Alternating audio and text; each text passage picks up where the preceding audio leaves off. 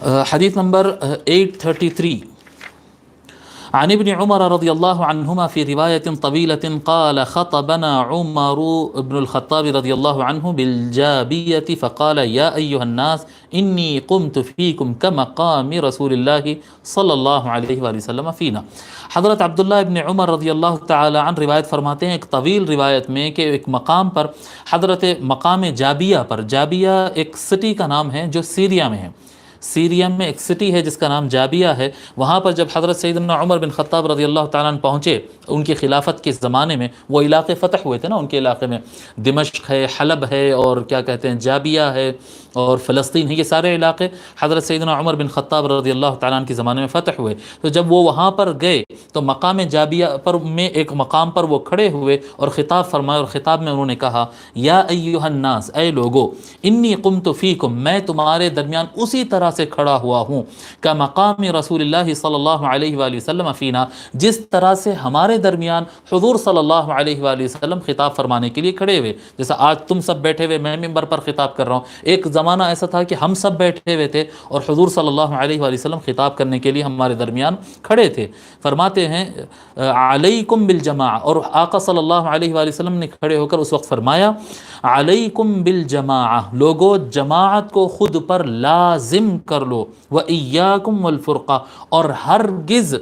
ہرگز فرقہ بندی میں نہ پڑنا، خود کو فرقہ بندی سے بچا لو، جی الگ الگ سیکٹس میں بٹ جانا، الگ الگ فرقے بنا لینا، چھوٹی چھوٹی جماعتیں بنانے سے خود کو بچا لو، ٹھیک ہے۔ علیکم بالجماعہ وإیاکم والفرقہ فإن الشیطان مع الواحد، پس شیطان ایک کے ساتھ ہوتا ہے، وہو من الاثنین ابعد، ایک آدمی ہو تو اس کو شیطان زیادہ ستاتا ہے، اگر دو ہو جائے تو شیطان اس سے ذرا دور ہو جاتا ہے، یعنی جماعت جتنی بڑی ہوتی ہے شیطان کو وسوسہ ڈالنے اور بھٹکانے اتنا زیادہ مشکل ہوتی ہے، اتنا دور ہوتا جاتا ہے۔ پھر فرماتے ہیں من اراد بحبوحۃ الجنت فلیلزم الجماعہ، جو شخص بھی جنت میں بیچ میں، جنت کے بیچ و بیچ میں اپنا محل چاہتا ہے، جو چاہتا ہے کہ جنت کے بیچ میں اس کو جگہ مل جائے، پس وہ خود کو لازم کر لے جماعت کے ساتھ،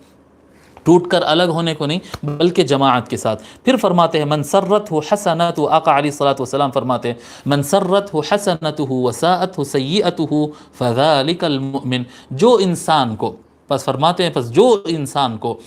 اس کی نیکی، جو مسلمان کو اس کی نیکی سے اس کو خوشی ہوتی ہے، الحمدللہ میں نماز پڑھ لیا، اچھا ہوا میں صدقہ دے دیا، میں غصہ آیا تھا مگر الحمدللہ میں کنٹرول کر لیا، ان میرے ساتھ برا کرا تھا مگر میں اس کے ساتھ برا نہیں کیا، الحمدللہ۔ جس کسی کو اپنی اچھائی کی وجہ سے، کوئی نیک کام کرنے کے بعد اس کو افسوس نہیں رہتا کہ اس نے گالی دیا تھا مگر میں گالی نہیں دے سکا، میں تو بڑی بزدلی دکھایا، نہیں بلکہ گالی دینا بری چیز ہے اور میں نہیں دیا، بھلے لوگ کچھ کہیں لیکن میں گالی دینے سے بچ گیا، اس بات پر میں خوش ہوں۔ تو جو آدمی کو اپنی نیک کام پر، اچھے کام کی وجہ سے خوشی ہو، وساءتہ سیئتہ، اور کوئی غلط کام اگر اس سے ہو گیا اور اس کی وجہ سے اس کو تکلیف ہے، جی اس کو تکلیف ہوتی ہے کہ ارے فلاں ٹائم پہ میں یہ کام نہیں کرنا چاہیے تھا، یعنی اگر کسی کو اپنے غلط کام پر غم ہوتا ہو، فیل اندر سے غم فیل ہوتا ہو، اور اگر کسی کو اچھے کام کرنے پر اس کو خوشی محسوس ہوتی ہے، فذلک المؤمن، تو سمجھنا بس یہی مومن ہے۔ ایمان کی علامت، دل کے اندر ایمان کے زندہ ہونے اور ضمیر کے زندہ ہونے کی علامت یہ ہے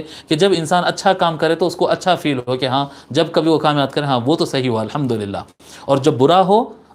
ہو تو اس کو افسوس ہونا چاہیے۔ اگر کوئی انسان غلط کام کرتا ہے اور گلٹ فیل نہیں کرتا ہے، غلط کام کرتا ہے ہاں تو کیا کریں گے، انہوں اتنا کرے تو ہم اس سے زیادہ کر کے بتاتے، ہاں کر دیے تو کیا ہوتا، جی ہاں بھائی میرے کو اتنی سمجھ نہیں تھی جب میں گناہ کر دیا تھا، تو وہ ہو جاتا کبھی کبھی انسان ہے، نہیں اپنی غلطی پہ نہیں، یہ باتیں دوسروں کی غلطیوں کے لیے کہنا ہوتا کہ دوسرے سے غلطی ہو گئی، نہیں کم ایج والا تھا، نہیں ناسمجھ تھا، نہیں مس انڈرسٹینڈنگ ہو گئی، یعنی جسٹیفائی کرنے کی کوشش دوسروں کے لیے ہے، اپنے لیے نہیں ہے۔ اپنے لیے اگر کبھی غلطی یاد کرو تو اندر سے ندامت ہونا چاہیے، گلٹ فیل ہونا چاہیے، غم ہونا چاہیے۔ اگر غم فیل ہو رہا ہے اندر سے کہ بھئی میرے سے یہ غلطی نہیں ہونا چاہیے تھی، غلط ہو گیا، تو سمجھنا کہ ایمان زندہ ہے، ٹھیک ہے۔ اور آگے بڑھتے ہیں، اس کو امام ترمذی اور امام نسائی اور امام احمد بن حنبل نے روایت کیا۔ تھوڑا سا اس مسئلے پر اور مجھے سمجھانا ہے، جماعت کے مسئلے پر انشاءاللہ سمجھاتا ہوں۔